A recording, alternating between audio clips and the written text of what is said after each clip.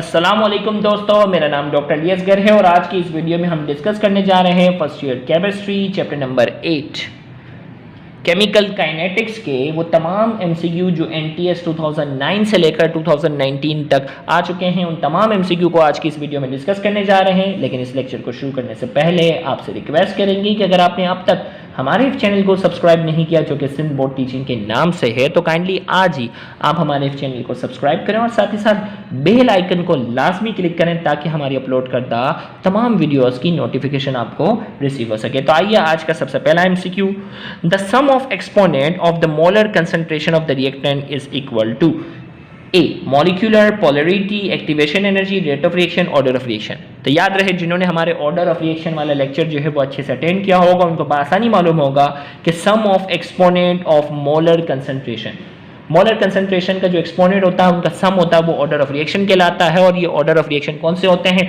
First order, second order, third order और zero order reaction. तो हमारे पास इस एमसीक्यू का करेक्ट आंसर क्या है? E is the correct answer. फिर इसके बाद हमारे पास 2009 का ये सवाल था। 2009 के बाद अगले ईयर की तरफ हम चलते हैं और देखते हैं कि कौन सा सवाल पूछा गया है इस चैप्टर से रिलेटेड। और यहाँ पर भी a certain chemical reaction follows the red law, red law दिया है, ऑर्डर ऑफ रिएक्शन बताना है। अब सम ऑफ एक्सपोनेंट कर लो, यहाँ 2 है, यहाँ 1 है, 2 + 1 कितना होता है? 3। अभी देखो ज़्यादातर सवाल मैंने देखे ना ऑर्डर ऑफ रिएक्शन से रिलेटेड ही थे, तो मैं आपको कह रहा हूँ ऑर्डर ऑफ रिएक्शन का टॉपिक अच्छे से अटेंड कर लेना। तो हमारे पास इसका जो करेक्ट आंसर है वो क्या है?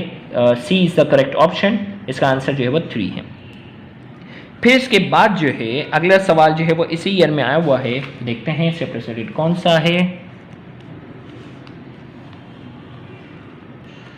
The unit of rate of reaction, rate of reaction की हमें क्या बतानी है? यूनिट बतानी है। तो आपको मालूम है मोल पर DM³ पर सेकेंड है, लिहाजा इस MCQ का हमारे पास जो करेक्ट आंसर है वो B is the correct answer, mole पर DM³ पर second, B is the correct answer.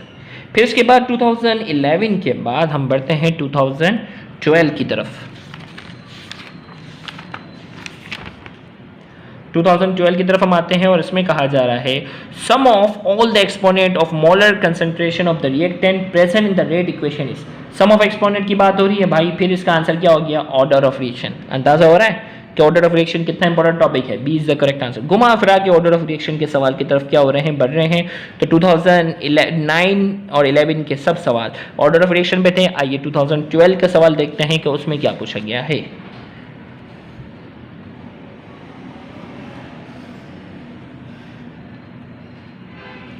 Okay, ये था हमारे पास। ओके,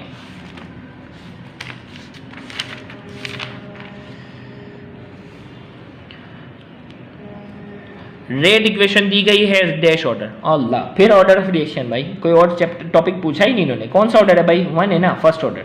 क्या आंसर आ गया? ए इज द करेक्ट आंसर। 2013 का था, मुश्किल तरीन पेपर में भी ऑर्डर ऑफ रिएक्शन का फेवरेट है भाई। फिर इसके बाद ये कह रहा है फॉर अ रिएक्शन, भाई हमें एक मिनट थोड़ा कैमरा में फोकस कर लो। इसमें कहा जा रहा है for a reaction 2A + B मिलकर बनाना C, the active mass of B is constant, B को कांस्टेंट रखा and A is triple, A को हमने जो 3 गुना बढ़ा दिया। It is observe that rate of reaction, rate of reaction पे कितना फर्क पड़ेगा। तो सबसे पहले इसकी रेट इक्वेशन लिख लेते हैं भाई। रेट इक्वेशन जो है इक्वल टू K, ए के ऊपर पावर आ जाएगी, बी सिंपल रहेगा। अब इसको 3 गुना किया तो 3 का पावर कितना होता है? 9। तो सिंपल क्या हो जाएगा?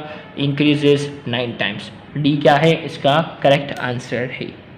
फिर इसके बाद हमारे पास जो है 2014 की तरफ हम बढ़ते हैं और देखते हैं कौन सा सवाल पूछा गया है 2014 में।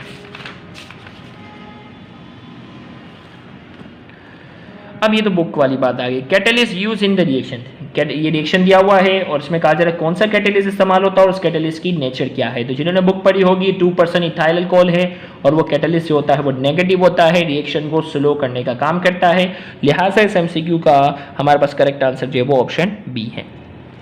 फिर इसके बाद इसी ईयर में एक और सवाल भी पूछा गया है, if product of a reaction act as catalyst such process is called. हमने कहा जब मुख्तलिफ रिएक्टेंट जो रिएक्शन करते हैं और उनका जो प्रोडक्ट होता है वो अगर कैटलिस्ट के तौर पे काम करता है तो उस प्रोसेस को क्या कहते हैं? ऑटो कैटलिस्ट का नाम देते हैं। इसका करेक्ट आंसर हमारे पास जो है वो option C is the correct answer, auto catalyst.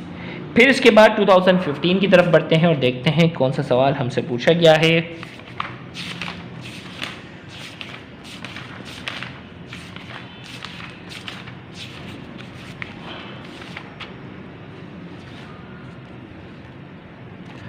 इसमें कहा जा रहा है what will be the effect on rate constant if concentration of NO is half. देखो ये रिएक्शन दिया हुआ है हमें और हमें पूछा जा रहा है what will be the effect on rate constant, rate constant पे क्या फर्क पड़ेगा if concentration of NO is half. भाई रेट कांस्टेंट तो रेट कांस्टेंट ही रहेगा ना, कंसंट्रेशन जो भी चेंज कर दो इसके ऊपर कोई फर्क नहीं पड़ेगा।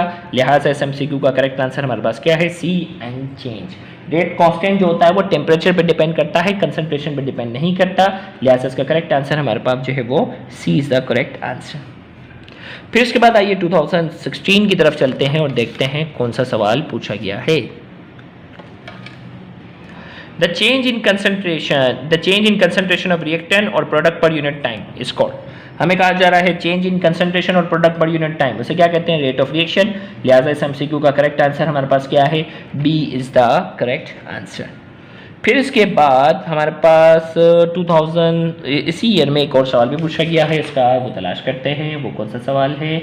ओके भाई, इसमें कहा जा रहा है अ कैटलिस्ट क्या करता है, increases the rate of forward reaction, increases the rate of forward and reverse reaction, changes equilibrium position. D में कहा जा रहा है changes the rate of reverse reaction.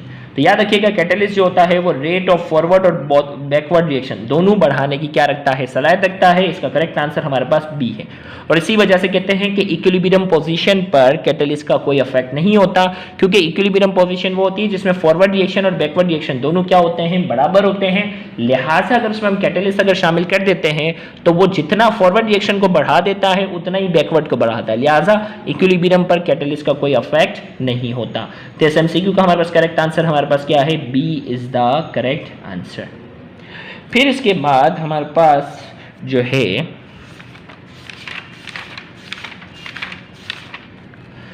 एक और सवाल हमारे पास है, विच ऑफ द फॉलोइंग, एक मिनट थोड़ा सा हम फोकस कर लेते हैं।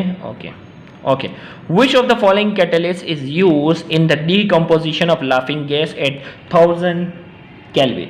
हमें कहा जा रहा है लाफिंग गैस की डीकम्पोजिशन के लिए कौन सा कैटलिस्ट इस्तेमाल होता है, तो वो ट्रेसिस ऑफ Cl2 क्लोरीन का क्या करते हैं, इस्तेमाल करते हैं लाफिंग गैस की डीकम्पोजिशन के लिए। लिहाजा इसका करेक्ट आंसर हमारे पास जो है वो डी है।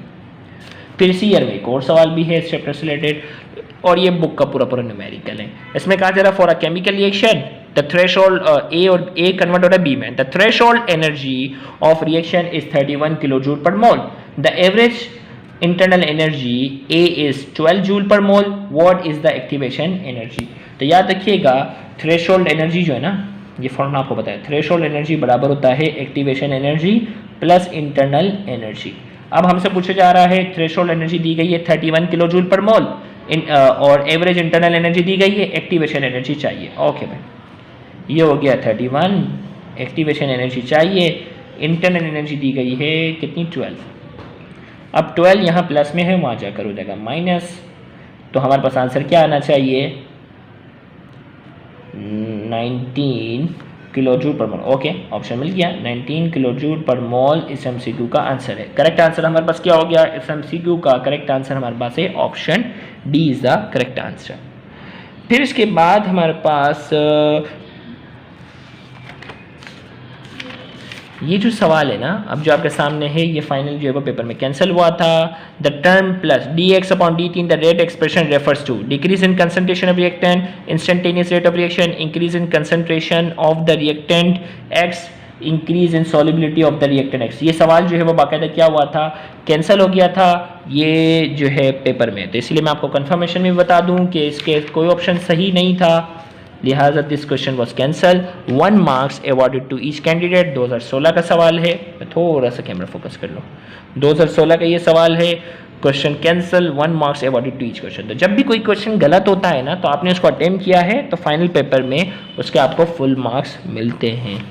ये सब बहुत बार NTS में हो चुका, होना नहीं चाहिए इतने बड़े लेवल पर, लेकिन हो जाता है अक्सर। ओके, इसमें पूछा जा रहा है what is the order of the reaction. Order of reaction बताना भाई, इसके ऊपर 2 है या 1 है, कौन सा ऑर्डर होगा, 3 is the correct answer. D is, हाँ तो D 3 is the correct, option D is the correct answer. ये 2019 का था बच्चों वाला सवाल। फिर इसके बाद एक और सवाल आ गया हमारे पास, फिर ऑर्डर ऑफ रिएक्शन, भाई कितना इंपॉर्टेंट टॉपिक है। In a zero order reaction the rate is independent of, zero order reaction पर रेट किसके ऊपर इंडिपेंडेंट होता है? Temperature of reaction, concentration of reaction, concentration of product, catalyst use. तो zero order reaction किसके independent होता है? कंसंट्रेशन ऑफ रिएक्टेंट के इंडिपेंडेंट होता है, उस पर डिपेंड नहीं करता। B is the correct answer. फिर इसके बाद तो इसमें हमारा ऑर्डर ऑफ रिएक्शन वाला लेक्चर जरूर अटेंड करना, उसमें ऑर्डर जीरो ऑर्डर रिएक्शन को भी एक्सप्लेन किया हुआ है। फिर इसके बाद अगला सवाल हमारे पास इसी ईयर में आया हुआ है और उसमें कहा जा रहा है a catalyst increases the rate of reaction. Catalyst जो होता है ना, रेट ऑफ रिएक्शन को इंक्रीज कर देता है। कैसे? ए में कहा जा रहा है decreasing the activation energy, B में कहा जा रहा है decreasing the concentration of reactant, C में कहा जा रहा है डिक्रीजिंग द टेम्परेचर, डी में कहा जा रहा है इंक्रीजिंग द टेम्परेचर। कैटलिस्ट जो होता है वो रेट ऑफ रिएक्शन को कैसे बढ़ा देता है? Decreasing the activation energy, activation energy को कम करके वो रेट ऑफ रिएक्शन को क्या कर देता है? बढ़ा देता है। इसका इस एमसीक्यू का करेक्ट आंसर जो है वो ऑप्शन ए है। तो इसके साथ ही हमने 2009 से लेकर 19 तक एनटीएस के पास पेपर में आने वाले सवालात जो first year chemistry chapter number 8 से ताल्लुक रखते थे, उन तमाम एमसीक्यू को आज की इस वीडियो में हमने डिस्कस किया। उम्मीद है आज की इस वीडियो से आपको बहुत ज़्यादा फायदा हुआ होगा। Thank you very much. अल्लाह हाफिज़।